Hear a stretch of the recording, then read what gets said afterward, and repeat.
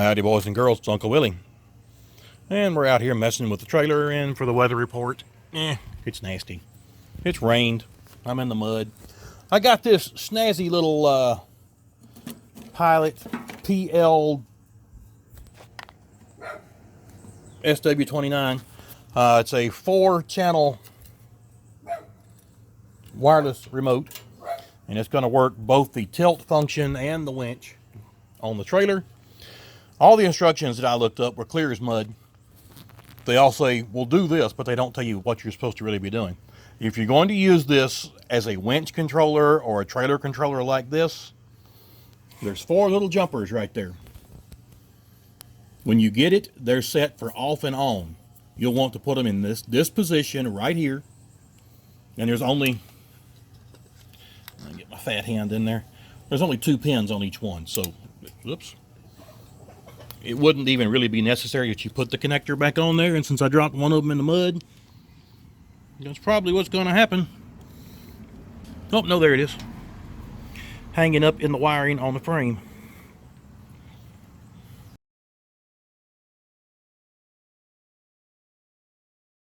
Now that I've been interrupted by the pregnant woman.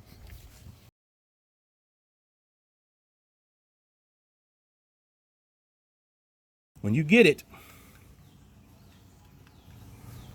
they're going to all be in this position here, and that is on and off, so that if you hit the button once, it turns it on, and it doesn't turn off till you hit the button again. You want to move the jumper to the momentary position. And even the instructions that come with this thing are horrible because you can't tell which way the arrows are pointing. Set your jumpers, all 4 of them, like this if you want momentary control. And then each channel has 2 wires, and this, nobody explained this clearly. One of these wires hooks back to your constant power, to your battery. The other wire goes to your device you're controlling. Doesn't matter which wire, they have no polarity, one way or the other. All you're doing is activating this small relay. So, I got my jumper wire here. It disconnected itself. I'm going to hook that there. Give me a second to put the phone down and I'll make this connection right here. So you can see I literally hooked the hot and cold, this is constant power that goes in through this fuse. I hooked the constant power wire to one of the 2 wires on the controller.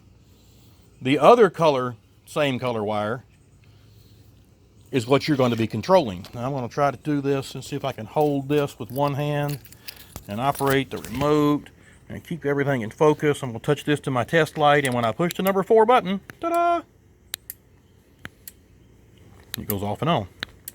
And if you have your jumper in the other position, and I'll show you that,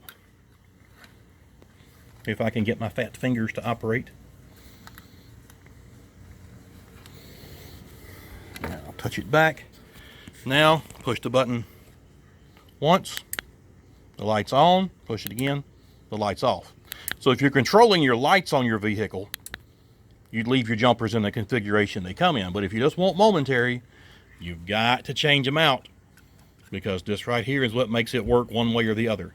So, that's quick enough. I'm going to finish installing this thing. It's Uncle Willie, and I'm out of here. All right, and I'm back with the help of my, well, she's just going to run away. With the help of my lovely pregnant assistant. We got her hooked up. So now, I can go winch in, or winch out, rather. Winch in. Trailer up. Trailer down, all from the same remote unit, which is going to be great because I won't have to worry about having to adjust anything and having to run back and forth to the front of the trailer. I can do it all from this. So, it's Uncle Willie. I'm going to go eat a taco.